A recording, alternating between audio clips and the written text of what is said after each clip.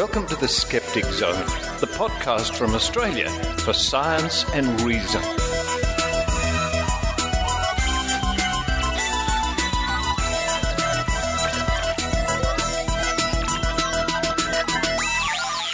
Hello and welcome to the Skeptic Zone, episode number 245 for the 30th of June 2013. Richard Saunders here with you from Sydney, Australia, where the blue skies have returned, if only for a moment, and the ground is soggy and soaked, and the waters have been splashing, and everyone's been building arks and collecting their animals 2 by 2, but I think it might fine up soon. Coming up on this week's show, Dr Rachie Reports. Dr Rachie Reports, an interview she conducted at the recent-ish QED conference in Manchester, and what a great time we had there. Dr Rachie interviews Rose Shapiro about her book, Suckers, How Alternative Medicine Makes Fools of Us All. Of us all, eh? That interview coming up with Rose Shapiro at the top of the show. Following that, it's a Week in Science, another Week in Science, with our good friend Dr Paul Willis from the Royal Institution of Australia. Wow, what a great job they do. I really enjoy a Week in Science. It really reminds us all that science is ongoing and the news out there is just, never-ending. Good stuff. Following that, we're going to play a clip from Federal Parliament. How about that? Greens Senator Dr Richard Natale made a speech in the last week concerning the Australian Vaccination Network. Now, I had a letter not so long ago saying, the Skeptic Zone, I enjoy the Skeptic Zone, but you know what, I'm getting so sick of hearing about the vaccination issues. Well, it's important issues. So we're going to keep broadcasting news about it. And this is particularly significant. This is a speech in our federal parliament, the Parliament of Australia, concerning the Australian Vaccination Network. I think you'll find it very interesting. And then to round off the show, Maynard's spooky action. Maynard speaks to Jonathan Roberts from the CSIRO about robot science. Robots and laser imaging. It's straying a little bit from skepticism, I'll grant you that, but wow, what an interesting and fascinating interview it is. Robots and laser vision. Well worth a listen.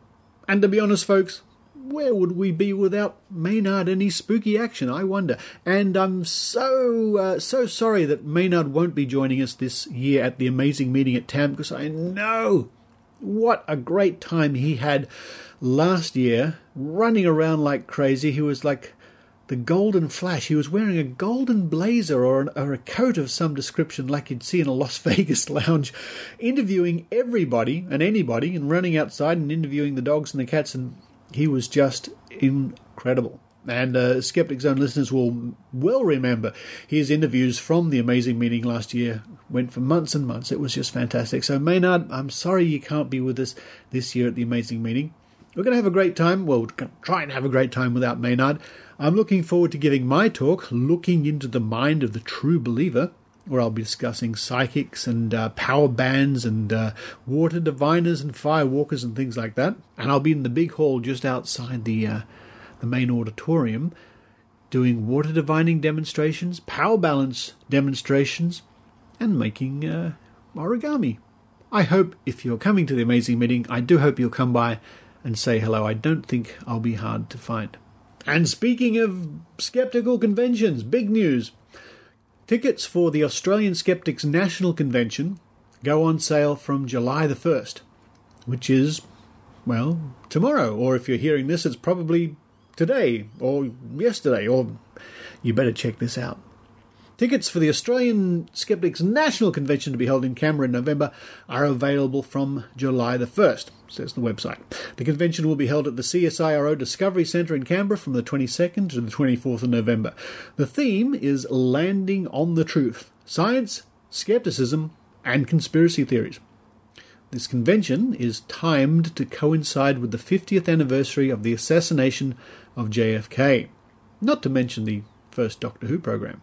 The featured international speaker is Professor Chris French, head of the Anomalistic Psychology Research Unit at the Psychology Department of Goldsmiths, University of London. Seats are limited, so get your tickets as quickly as you can. And if you want to get your tickets, don't hesitate. Head for www.nationalskepticsconvention.org.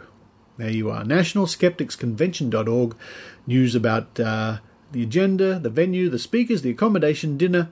Oh, I'm looking forward to the dinner. We're going to hand out the Bent Spoon Award. That should be fun. Last year it went to the homeopaths. Ah, yes. And other information, nationalskepticsconvention.org. I'll be there giving a talk. Looking forward to that. Lots of fine people and good times. And just before we kick off the show, good news. Well, good news for me. Very good news for me. I'm finally over the rotten sinus infection I had. Thank you to all those people who wrote with the suggestions and just showing me their concern. That was very touching. Thank you very much. It's wonderful to be better again. Oh, folks, I hope you never get a sinus infection. Well, it's time for me to run downstairs, reach into the freezer. Even though it's winter here in Australia and it's been cold and wet and miserable, I think I'll have a nice frozen yogurt. Yeah, why not? Yeah, they're very tasty. Well, I'm doing that. I hope you enjoy the Skeptic Zone.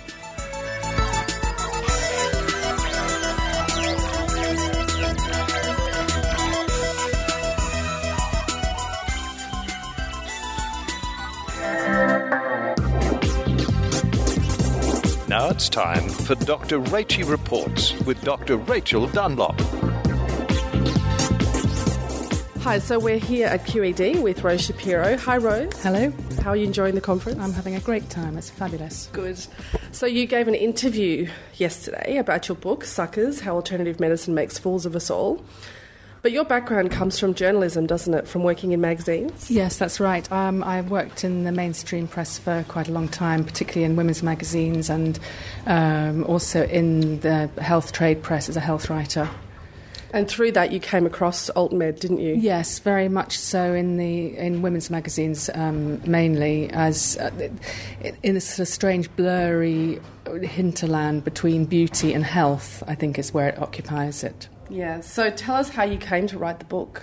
Well, I'd been interested in the area for a very long time and getting kind of gradually simmeringly angry about various claims that were being made and the way that people seemed to be taking them up without any kind of critical thinking. And I was really triggered to write it by a few cases of people I knew who, in a great health crisis, were turning to alternative practitioners. And I got to an enough is enough point and really wanted to do something. And you were telling me yesterday that now when your friends ask you about what you've done and you say you've written a book about AltMed, you used to say that, and what would their reaction would be? Well, whilst I was writing it, if somebody asked me what I was doing, I say I'm writing a book about alternative medicine, and they'd kind of either glaze over, thinking, oh my God, what's she supporting, or assume it was in support. And that led to various confusing and slightly upsetting conversations, probably. And so I decided just to shorten that so that when they asked me or anybody asked me what it is, now I just say it's a book attacking alternative medicine, so we know where we are. But even then, people find it hard to credit that it's possible. Certainly for a kind of middle-aged, middle-class woman to take this position, I think is a bit of a surprise. So what sort of things do you cover in the book? What alt-meds do you look at? I tried to look at everything, anything that seemed to be making claims without evidence within the alternative range. And it's a weird thing because in a way they are all exactly the same, and it was quite a difficult thing to find a way of describing each of their claims and each of their ideas or ways in which they operate without repeating myself, but I hope I've got away with that. Yeah. So you were talking yesterday about one of the things you're interested in is alternative medicine for cancer. Yes. And you came across a woman who is Australian, actually. That's right, yes. There's a woman called Robin Welsh who's a medical intuitive, is how she describes herself, and she does healing via a landline, I think, only. So I don't know how things work out in 2013 for her. But she may...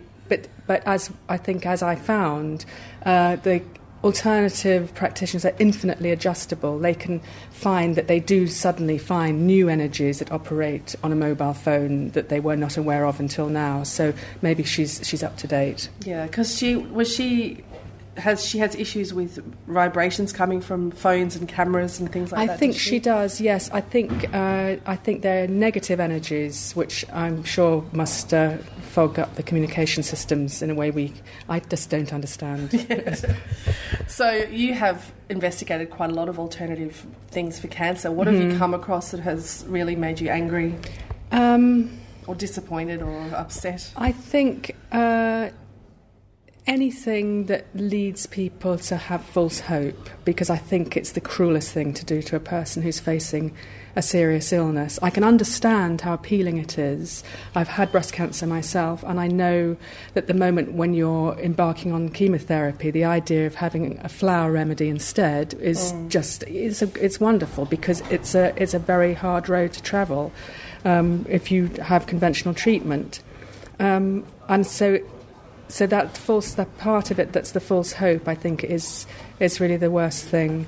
The thing that annoys me in a kind of irritated way is people who have conventional treatment and then after that do some sort of wheatgrass drink or flaxseed oil or acupuncture and attribute their survival to the acupuncture when they've had surgery, radiotherapy, chemotherapy, or one or all of those, and then do that attribution. I find that very irritating. Do you have any understanding as to why people do that? What is the psychology behind that?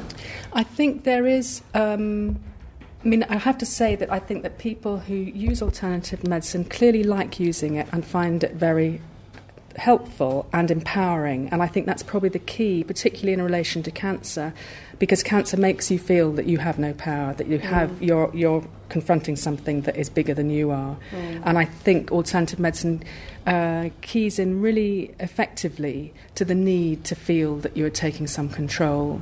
But there are other ways to do that I don't think are alternative. Are things like taking a lot of exercise or enjoying yourself with your friends, which again, some of these regimes within cancer therapy deny those things to you. Say Gerson therapy, where you have to be juicing 13 times a day and eating separately. The things that it's worth living for are denied. Yeah. I mean, you told me a story yesterday about a lady who had all her teeth removed at one point. Yes. There was one case that was reported by the BBC of somebody who was following the Hulda Clark, who's now deceased, I think, of cancer. Yes, she died of cancer. Although she had a magical zapping cancer cure machine. Yes. And she believed that all cancers, as so many alternative medicine practitioners do, they have a single cause for all diseases very often. And she believed that it was caused by a kind of fluke that occupied the body and toxins, the usual sort of unspecified toxins. And a practitioner who was, I think, practicing her method told a woman who was in her last few weeks of life with pancreatic cancer, I think, that she needed to have all her teeth removed, and because they were full of toxins, and that's what was causing the cancer. And so she spent, I think, 5 weeks before she died. She had all her teeth removed by a self-styled holistic dentist, which is cruelty and exploitation of the worst kind. Yeah. So, what's your opinion of these sort of integrative cancer centres that are popping up all over the place that offer complementary therapies along with conventional science-based medicine? Well, I think it's a question of what claims they're making. If they're making any claim beyond this might cheer you up a bit or make you feel a bit more relaxed or... so that you might sleep better because you're more relaxed. For me, that's where it stops in terms of it being acceptable. And I think but because they are, it's very easy to think, even if they don't explicitly say they're doing something that will change the course of your illness. It seems very often to me to be easy to read that between the lines, especially when you're in the state of experiencing cancer, a cancer illness. So if someone came to offer you a foot massage, if they pitched it as reflexology rather than a nice massage, yeah, exactly, that might lead you to think it's going to do something that can assist your cancer. I mean, you were talking yesterday about the thin end of the wedge in terms of alternative therapies, and I think you said the fat end is cancer, and what's up the top in the skinny end? The skinny end would be homeopathic teething granules. You know, I mean, they're made of lactose. They cost rather a lot of money for a small amount of lactose. You put them in your child's mouth and everybody relaxes slightly, and maybe the child is having a nice sweet taste in her mouth, and so she stops bawling. But I guess it's a continuum, but I do feel that the acceptance of things that are of really no harm to anybody particularly, I think that has a kind of effect on the climate that leads people to feel that the really hard exploitative end is more acceptable. So there's been some discussion this weekend about NHS choices. The NHS is the National Health Service, which has recently been privatised in the UK, hasn't it? It's not as... Yeah, it's more complicated than that, but I don't understand it, but fortunately nobody understands it, so it's okay. But so by the government offering choices in terms of, say, homeopathy as an option from public money, that in a way is, I guess, a thin end of the wedge in that people begin to accept it because it's legitimate. I think, I mean, it's going to be interesting to see how that works out, because it isn't quite like that. Those choices for funding have been devolved to a more local level of general practitioners, and I think quite a lot of them won't want to pay for it because they're paying for it out of their budget, their money, and one would hope that they'll be robust about it and say, you know, you do it. If you want to go down to your chemist and buy this stuff, it's up to you. But I hope that they'll be robust and refuse to do it. And that is happening increasingly in terms of GP referral anyway, I think. So have you got any plans to write another book, a sequel perhaps to Suckers or something else? No, I sort of various things have come out of it, and I'm still doing a lot of work related to that book. And there are various things that I'm interested in, such as...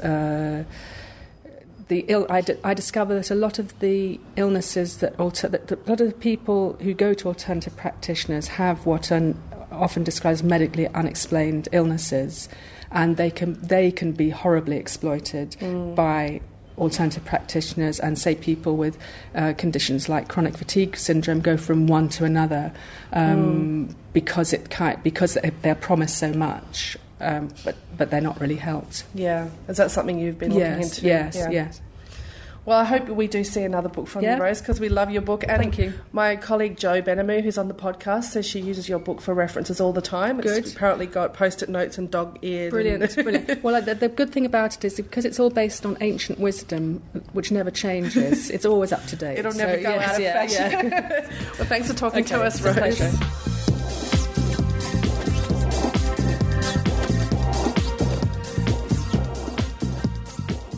Hi there, this is Ben Radford from Skeptical Inquirer magazine, the Monster Talk podcast, Discovery News, Skeptical Conferences, and elsewhere. You may also know me as the guy that solved the Chupacabra mystery. I want to let you know about a cool new board game I created called Undead Apocalypse, War of the Damned. Undead Apocalypse has vampires and werewolves and zombies all battling it out in a post-apocalyptic world with humans. So it's sort of like Mad Max meets The Walking Dead. So if you're interested in zombies and werewolves and vampires, or board games of any kind, or my work, please check it out. Thanks, I appreciate it. Undead Apocalypse, the fast-paced board game where you control armies of zombies, vampires, werewolves, and humans in Earth's final war of the damned. Learn more at undeadboardgame.com or support us on Kickstarter.com before July 8th.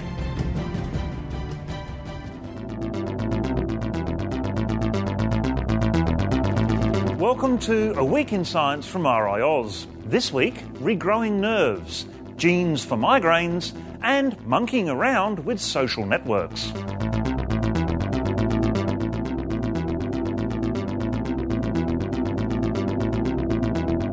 We used to think that nerves in the central nervous system couldn't regenerate after an injury, but new research has knocked that on the head. Microscopic analysis of damaged nerves in the central nervous system of mice reveals that they not only regenerate, but they do so at rates comparable to the regrowth of other parts of the nervous system.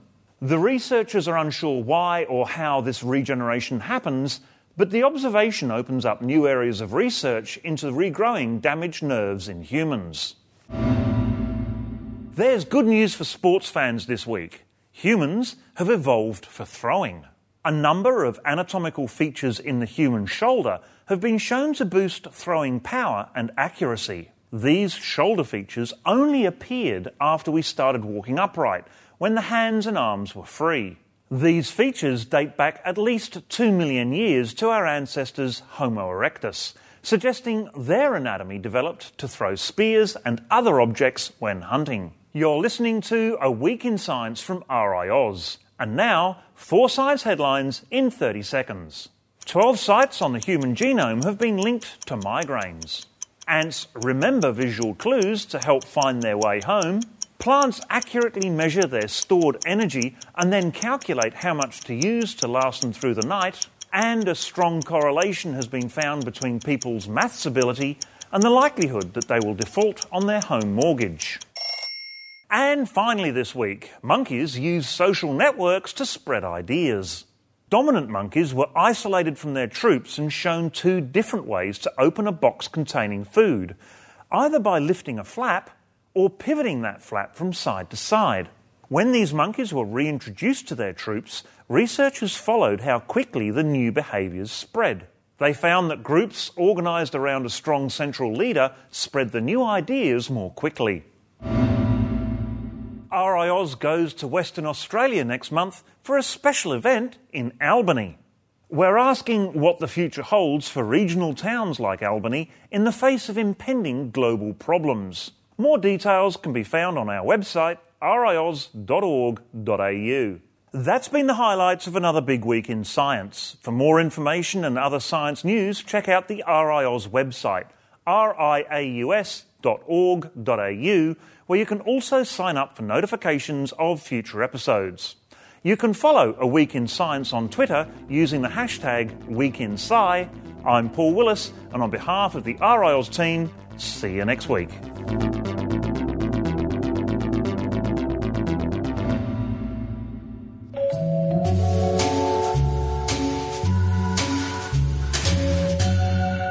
Be Reasonable is a podcast from the Merseyside Skeptic Society, featuring Hayley Stevens and Michael Marshall. Each monthly interview explores beliefs from outside of the mainstream, engaging with proponents of those beliefs to examine the evidence and reasoning behind each idea. In June's episode, we speak with Navina Shine, who made the headlines with her attempts to live for 6 months without food. Listen to Navina's story and back issues of the show by visiting merseysideskeptics.org.uk/podcasts or search for Be Reasonable on iTunes.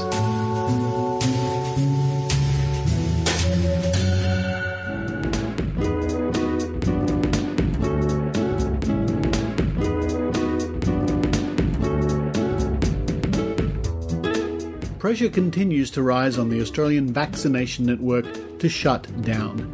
This week, STOP, the Australian Vaccination Network, which was established over 4 years ago, got a shout-out in federal parliament when Greens Senator Dr Richard Natale introduced a motion to Parliament to request the Australian Vaccination Network to be disbanded immediately.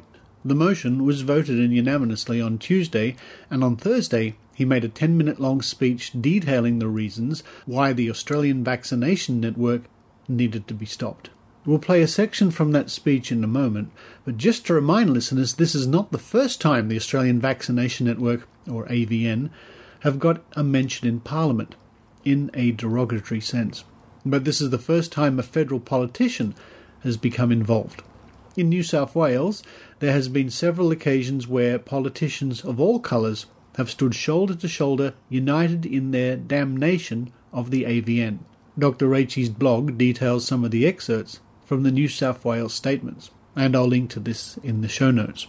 But what does all this mean? Well, probably not a whole lot in practical terms. There is not much the federal government can do about the AVN, hence the use of the terms request to shut down. However, what this does do is to add another government body to the long list of departments who clearly have the AVN in their sights. It also sends a strong message to the public that the AVN is not a reliable or respectable source for information. And it totally and thoroughly annoyed the AVN, so much so that their new president, Greg Beattie, called up Senator Di Natale and gave him a piece of his mind, so to speak. How do we know this? Well, because he recorded the conversation. Mostly only his side can be heard, and Merrill Dorey posted it on a blog. Beattie can be heard raising his voice at the senator and pretty much sounding like a petulant toddler, which is bad enough, but may not be the worst thing about this call. In some parts of Australia, it is illegal to record and broadcast phone calls without the other person's permission, which is why in this country many call centres have phrases like, "This call will be recorded. Please advise if you don't want this to happen." It seems doubtful that Beattie has the permission of Senator Di Natale to broadcast this conversation, so he may be in trouble for a lot more than just spreading misinformation about vaccination. We'll keep you posted if there are any further developments. In the meantime, here is the audio from Senator Di Natale's speech, which was posted on YouTube and should be spread far and wide. The link will be in the show notes. Congratulations to Senator Di Natale for standing up to the Australian Vaccination Network. Few parents today have had the experience of watching a child with measles develop complications that become a life-threatening condition. We're spared the horror of watching a child with whooping cough turn blue and suffer a seizure from a coughing fit. We no longer encounter people on a daily basis whose limbs have been twisted by paralytic poliomyelitis. As these horrors have faded from daily life, we should be celebrating the life-saving innovation that has saved us and our kids from death and disease. Instead, there are people who now question the usefulness of vaccine itself. The AVN, Australian Vaccination Network, misleadingly named, founded in 1994, have styled themselves as providers of vaccine information. In fact, their mission is to deter patients from getting their children vaccinated. They accomplish their mission by sowing fear and doubt in the minds of parents who have young kids and dressing it up in the language of science. They pretend to be neutral providers of information to allow parents to make a choice, but in reality they are fiercely anti-vaccine. The claims made by the AVN, and particularly by their founder, Miss Merrill Dorey, beggar belief. Despite being corrected numerous times by health professionals, scientists and so on, they continue to propagate outright myths about vaccines and their safety. They say that the MMR vaccine causes autism, a claim they know that has been thoroughly and comprehensively debunked. They claim links between vaccines and sudden infant death syndrome. They claim HPV does not cause cancer, but that vaccines do. They're on the record claiming that pertussis or whooping cough is not safe and has not been tested. The list goes on. As well as making false claims about vaccines, Miss Dorey and the AVN make even more ludicrous claims about the diseases they were designed to prevent. They dispute the harms of dangerous childhood diseases in order to downplay the benefits of a vaccine. One especially preposterous example of this claim is that measles is beneficial to children, making them more robust and leading to growth spurts. And Miss Dorey has claimed that the word measles in Sanskrit means gift from a goddess, and has publicised a book called Melanie's Marvellous Measles that downplays the dangers of this disease. Well, Mr. President, as a doctor, I can inform the Senate that measles isn't a magical gift from Mother Nature. It's a virus that damages the human body and has the potential for serious and sometimes fatal complications. In 2001, the World Health Organization estimated 158,000 deaths from this disease. It's one of the leading causes of preventable disease worldwide, and to suggest that a parent should deliberately expose their child to this disease is reckless, it's dangerous, and it can be fatal. When concerned citizens seek to shine a light on the absurd beliefs of the AVN, their reactions are telling. Doctors are called killers and terrorists, and vaccinations linked or likened to rape by the AVN. To silence critics, they take out apprehended violence orders. And when tragedies have occurred that put lie to their nonsensical claims, they've gone so far as to harass grieving parents. Miss Dorey is alleged to have called Chris Kokagai, whose child died of chickenpox, and said that his child died because his child was weak. In 2009, Dana McCaffrey, the daughter of David and Tony McCaffrey, tragically died from her whooping cough infection. And incredibly, in response to this tragedy, Miss Dorey went as far as to contact the New South Wales Director of Public Health to dispute the cause of death and ask for confidential medical information.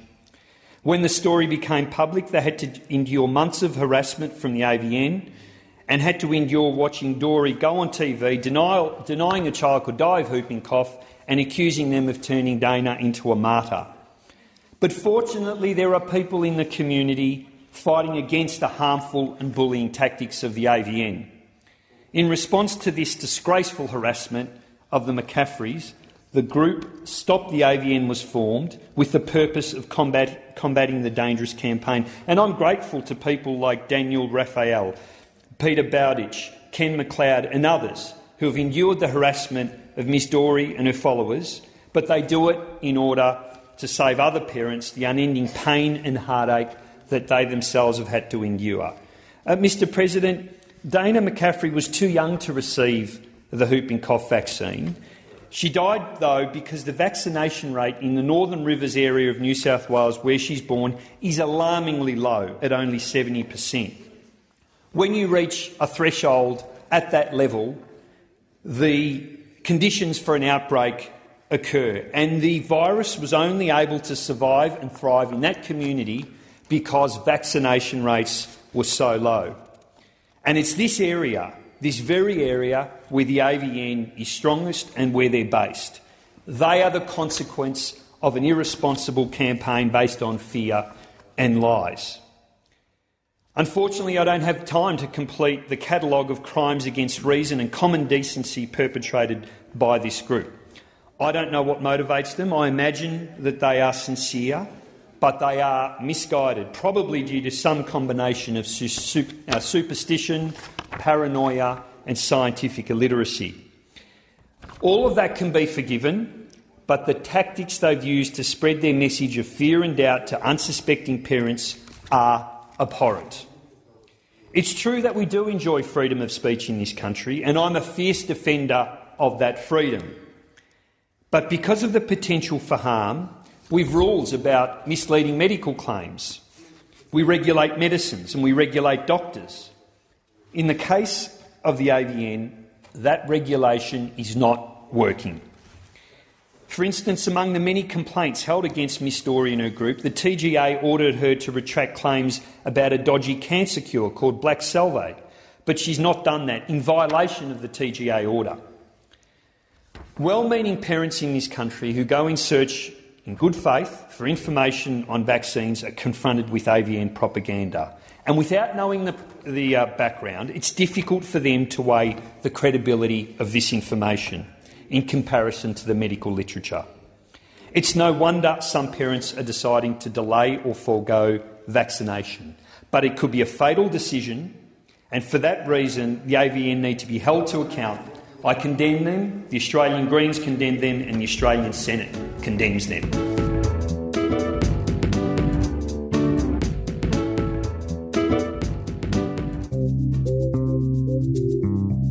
The Skeptic magazine, the journal from Australian skeptics. Subscribe online to the world's second oldest skeptical magazine. Visit www.skeptics.com.au and click the publications link. You can also find there over 30 years of back issues free to download. The Skeptic, the magazine from Australian skeptics.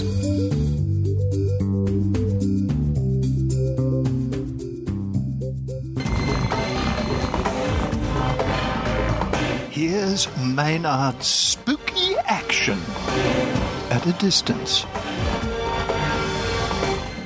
Ladies and gentlemen, we're talking to someone from the CSIRO. We're talking to Jonathan Roberts. Now, what is your relationship with the beautifully named Autonomous Research Laboratory? So I am the director of the research lab. So the Autonomous Systems Research Lab is a lab up in Brisbane, and we do things all robotic and autonomous systems. Oh, and what did you get your doctorate in? I actually got my doctorate in computer vision systems. And what eyes of computers? Wow! And what drew you to that? I guess that's so they can do all sorts of things. Perception, recognition, 3D movement. Is that what attracted you to that particular field? Absolutely, yes. I mean, what really attracted me was seeing the movie Star Wars and getting all excited as a little kid. And then as I went through university and saw robots, sort of vision was an interesting topic, and trying to understand how you get a robot to see the world was a great research challenge. And what still is the greatest challenge when it comes to a machine seeing the real world and working out what it is? I think it's this idea of perception. It's how you take, for instance, camera images or images created by other devices like lasers, and how the machine interprets what it sees. That is a real unsolved problem. We've got a few solutions to a few things in that area, but not anything that could compete with a human. In the area that you work in with the laser mapping that we're going to talk about in a moment, and with all robot and machine work, is it very difficult to compete with the powerhouses of California and the US and China and the UK? How do we fit up against them? Very well, actually. We compete by getting people from all over the world. So, of course, we don't have as many people in Australia as some of those other powerhouses, but we can make up for that by attracting people here. And my laboratory has about 50 research staff, and probably 30 of them come from around the world, and we get the best and brightest, bring them here. Of course, they become Australian eventually because they love it so much, and that's how we can compete. And what actually do the scientists like as most about this country? Is it something about the lifestyle? They like going for a swim. It's easy. We tell better jokes. What do they like about the country? The people we have here, I mean, they all love it. Very few of them ever go back to where they came from. They love all of those things. So I think they love the environment in Australia. They love the positivity. It's a great place to do research and sort of technology work because people are so positive and actually want to adopt new ways of doing things. Well, look, now I have to ask you before we get onto the main product, Zebedee, which I think is fantastic. What do you think is the best example of computers in science fiction movie? What's the one where you look at it and go, well, that's kind of getting towards what we could or might do? Well, my favourite robot is R2-D2 from Star Wars. He's kind of my hero. A lot of people don't realise, but those Star Wars movies really, they revolve around R2-D2.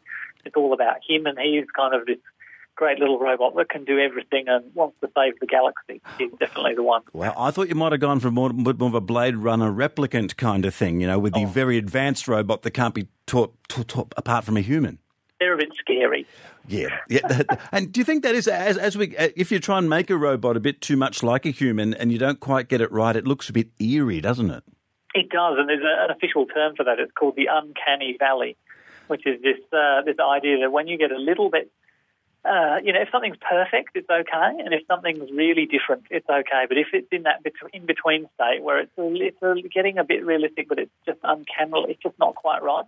Yeah, I've heard this. They have this effect with video games. When video games are almost looking too real, you get the uncanny valley effect where it's almost a put-off because the blood's looking too real. It's like you really are shooting someone. Yeah, that's right, exactly right. And it's the same with robots. So you have to think about that stuff when you make and design robots. Well, what you've been making and designing at the research laboratory there for the CSIRO is a laser 3D mapping equipment called Zebedee. Explain it to us, and what sort of uses would it have? Yes, so this equipment was originally built for robots so that as they move around the environment, they can map the world.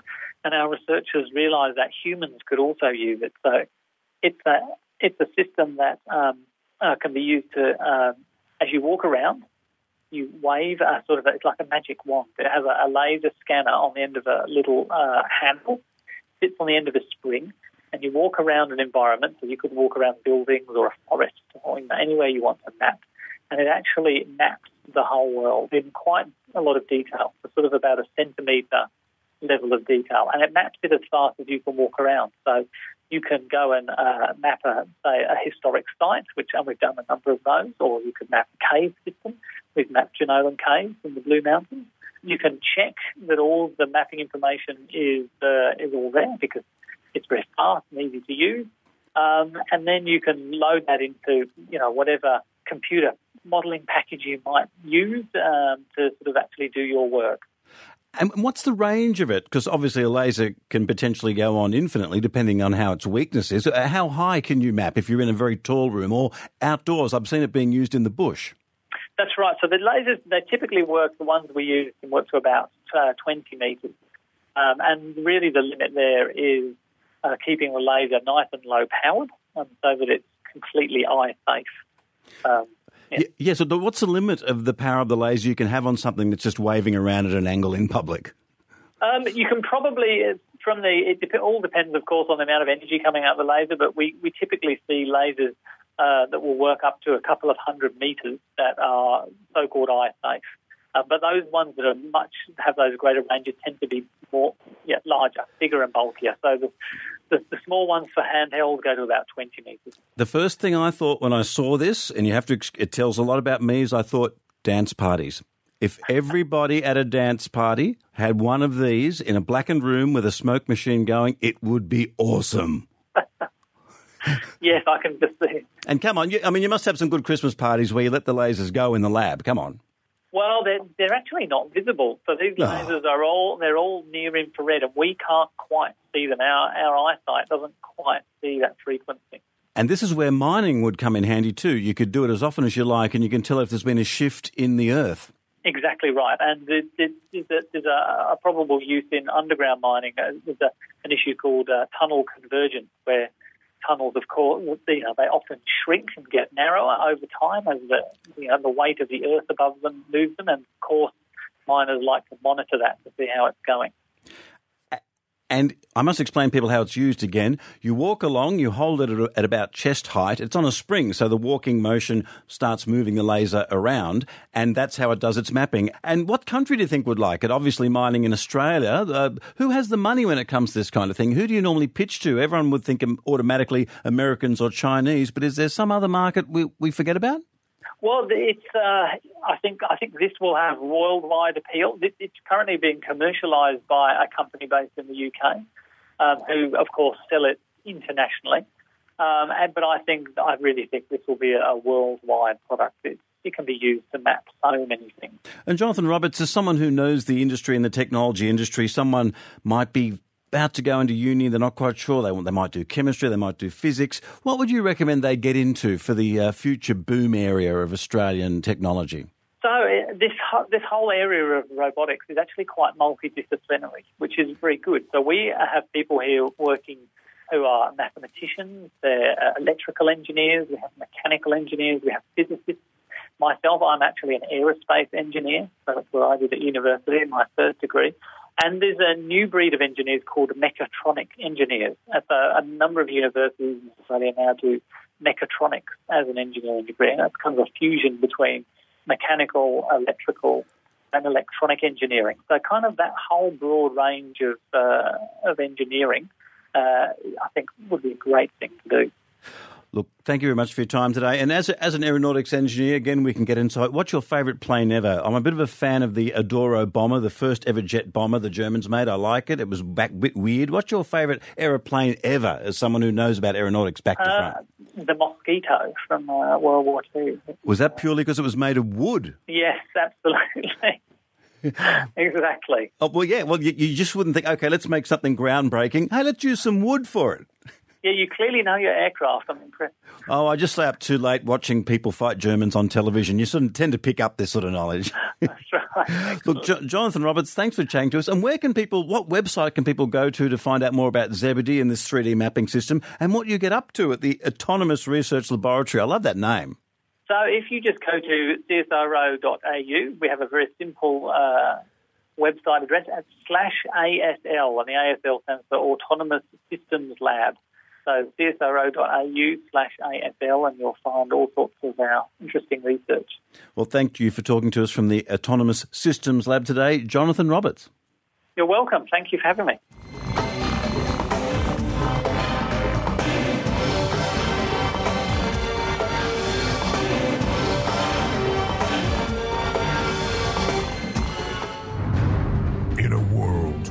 truth is a matter of opinion, where messages are received from beyond the grave, and reason is sidelined for magical thinking. Only three men stand between the truth and a postmodernist abyss. What date is it? 7th, 8th? 7th, 8th? This is impressive. Are these artist impressions? They're not. They're photographs of Chinese lanterns. It's not. We are not well researched. Yeah, because... Good God, we're full We of don't discuss cryptozoology on this show very often, because we don't know anything about it. That's true. That is true. The price gets lower and lower and lower, and then he hits a ceiling? It's a ceiling from the room below. Skeptics with a K from the Merseyside Skeptic Society. Find us on iTunes. Or, don't.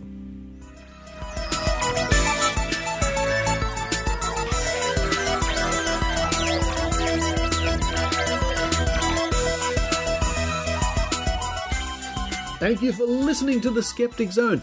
Well, it's time for me to get the suitcase out of the cupboard. It hasn't been in there for long. Get the suitcase out of the cupboard, start packing my bits and pieces for my trip to California, where I'll be spending a few days in the Bay Area. Then after that, on to the amazing meeting in Las Vegas. One of the highlights of my year, to be sure, and I do look forward to catching up with lots of friends I only get to see once or twice a year if I'm lucky. That's, I think, apart from the wonderful talks I'll be attending and hearing and the events, I think catching up with good and dear friends is one of the highlights of the amazing meeting for me. So next week's program will be coming to you from the Bay Area in California. I wonder what interesting things I can discover there. Well, I hope to be catching up with our dear friend Dr. Eugenie Scott from the National Centre for Science Education in Oakland. Always worth a visit. So until next week, this is Richard Saunders signing off from Sydney, Australia.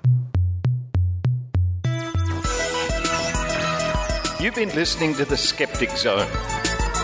Visit our website at www.skepticzone.tv for comments, contacts, and extra video reports.